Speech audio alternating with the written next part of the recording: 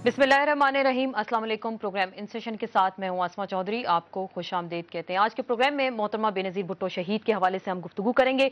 अक़वाम मुत्तहिदा की कमीशन की रिपोर्ट सामने आई, बहुत सारे सवालात उठाए गए, कुछ सवालात के जवाब दिए गए और कहा जा रहा है कुछ सवालात ऐसे हैं जो अभी भी बाकी हैं। रिपोर्ट के कुछ अहम पॉइंट्स हम डिस्कस करते हैं, उसके बाद अपने मौजूद मेहमानों से इस इशू पे बात करेंगे।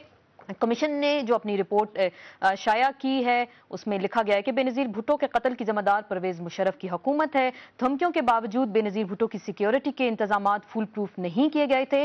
बेनज़ीर भुट्टो को शौकत अजीज और चौधरी शुजात के बराबर सिक्योरिटी नहीं दी गई थी। मौसर इकदाम से इस कत्ल को रोका जा सकता था। केस की तहकीकात में कहा गया कि बहुत सारी रुकावटें डाली जाती रहीं और जाए वक़ुआ को धोकर अहम जो सबूत थे उस वक्त मिटा दिए गए। पुलिस के हवाले से कहा गया कि वहां से सिर्फ 23 शवाहिद इकट्ठे किए गए, हालांकि वहां से हजारों के करीब शवाहिद को इकट्ठे किया जा सकता था। सीसीपीओ रावलपिंडी सऊद अजीज ने बेनज़ीर भुट्टो का पोस्टमार्टम नहीं करने दिया। ये एक अहम सवाल है, उन्होंने किसके कहने पे ये पोस्टमार्टम नहीं करवाया। रावलपिंडी पुलिस ने जानबूझकर कत्ल की तहकीकात सही जो थी नहीं की। इसमें एक पॉइंट ये उठाया गया कि पुलिस को कत्ल में इंटेलिजेंस एजेंसियों के मुलविस होने का खौफ भी था। बेनज़ीर भुट्टो के नामजद करदा 3 अफराद से तफ्तीश नहीं की गई। बेनज़ीर भुट्टो और परवेज मुशर्रफ के दरमियान शराकत इक़्तिदार का कोई मुआहदा नहीं हुआ था। इसके साथ साथ इस रिपोर्ट में कहा गया कि सऊदी अरब और मुत्तहिदा अरब अमारात ने बेनज़ीर भुट्टो पर मुमकिना हमले की इतलात भी दी थी। मेजर इम्तियाज के हवाले से कहा गया कि बेनज़ीर भुट्टो की जान को जो लाहक खतरात थे वो उससे आगाह थे, लेकिन उस दिन जो हमला हुआ उस दिन उन्होंने बेनज़ीर भुट्टो को इस सिलसिले में आगाह नहीं किया। वाक़े के बाद वज़ारत दाखिला की प्रेस कॉन्फ्रेंस के हवाले से कहा गया कि एक मुतनाज़ा प्रेस कॉन्फ्रेंस थी। वज़ारत दाखिला ने बैतुल्लाह महसूद को बेनज़ीर भुट्टो के कत्ल का जिम्मेदार ठहराया। मौजूदा हुकूमत के हवाले से कहा गया कि उन्होंने भी तहकीकात नहीं की, जो कि एक मुअम्मा है। इसके साथ साथ आसिफ अली जरदारी को क्लीन चिट दी गई और कहा गया कि उनके खानदान के अफराद इस कत्ल में मुलविस नहीं है। बहुत सारे अहम सवालात हैं जो आज के प्रोग्राम में हम उठाएंगे। हमारे साथ स्टूडियोज में मौजूद हैं फैसल रज़ा आब्दी साहब, पॉलिटिकल सेक्रेटरी हैं सदर पाकिस्तान आसिफ अली जरदारी के। आपको वेलकम कहते हैं। आब्दी साहब, रिपोर्ट तो सामने आ गई, कातिल कौन है? सिर्फ आज हम ये बात करेंगे बेनज़ीर का कातिल कौन है।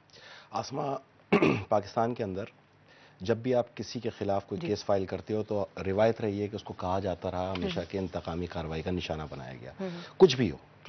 और हमने फिर ये कोशिश की कि अक़वाम मुत्तहिदा की टीम जो है वो इसकी तहकीकात करे आज़ादाना तौर पे, और फिर जो भी नतीजा है, ऐसा कतन नहीं है कि यहाँ पे कोई तहकीकात नहीं हो रही थी। तो आप इस रिपोर्ट से मुतमईन है? देखें, मैं तो बिल्कुल मुतमईन होगा ना। गैर जानिबदार अगर कोई इदारा अक़वाम मुत्तहिदा किसी चीज़ की तहकीकात कर रहा है तो मैं तो मुतमईन हूँगा।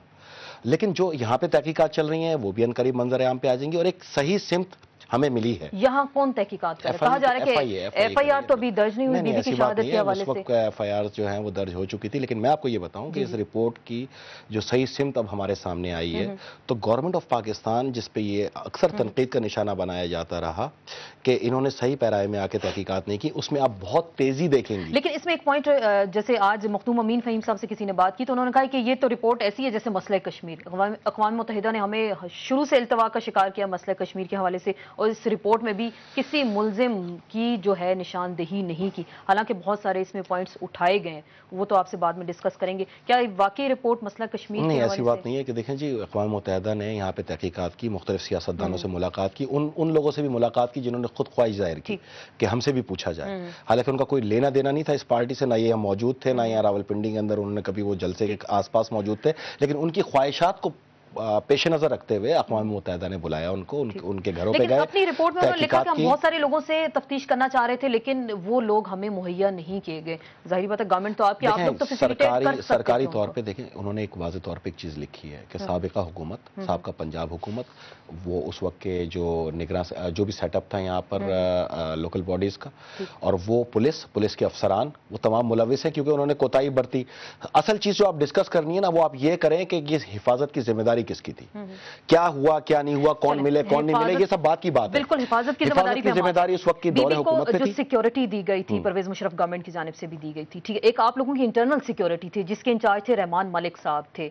आपने देखा होगा जो बीबी के साथ गाड़ियां इस रिपोर्ट में बल्कि जिक्र किया गया कि जो गाड़ियां मूव करती थी सारी की सारी, और एक ब्लैक मर्सिडीज का उसमें जिक्र किया गया, वो कहा गया इस रिपोर्ट में कि वो बीबी के निकलने से पहले ही ब्लैक मर्सिडीज वहां से चली गई, हालांकि वो बैकअप के तौर पे गाड़ी रखी जाती अच्छा थी। सवाल है आपका, इसको मैं थोड़ा क्लियर करता हूँ। आप इसका मुआवजा कर लें आप कराची से। कराची में ये सिक्योरिटी मेरे पास थी, ठीक है, और मुझे बीबी की आमद से 3 माह कबल जो है वो अमेरिका बुला के मुझसे पूरा डायग्राम मांगा गया था, मैंने दिया।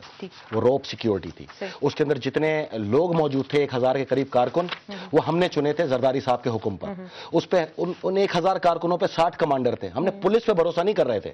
पुलिस का भी मैं हाल बता देता हूं और इंतजामिया के भी हाल बताता हूं। उस 1000 कारकुनों पे 60 कमांडर थे जिनको बीबी की आमद से 15 दिन कबल जो है दुबई में अफ्तार दिया जरदारी साहब ने, और बाकायदा तफसीलात से आगाही दी और खतरात से भी आगाह किया, क्योंकि बीबी अक्सर और बेशतर अपनी तकरीबात वो मिलने वालों से खतरात को आगाह करती रहती थी।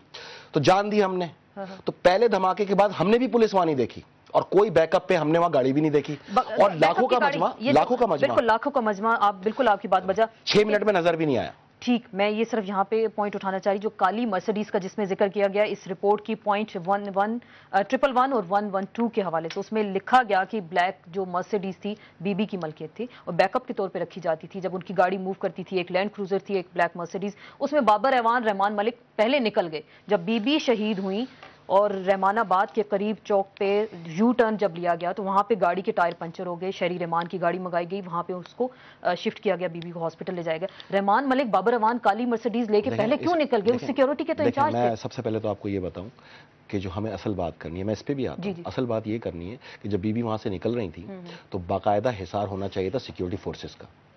दूसरी चीज कि वहां पर जो कारकुनों का जमा होना था, मुझे नहीं पता कि वो उस सिक्योरिटी को कौन डील कर रहा था। मैं तो आपको सिर्फ कराची में जब भी पहला धमाका हुआ और दूसरा धमाका हुआ तो हमें जो तरबियत थी, देखिए हम कोई तरबियत याफ्ता कमांडोज नहीं है, वी आर पॉलिटिकल वर्कर, ठीक है, और हम जो है वॉलंटियर हैं।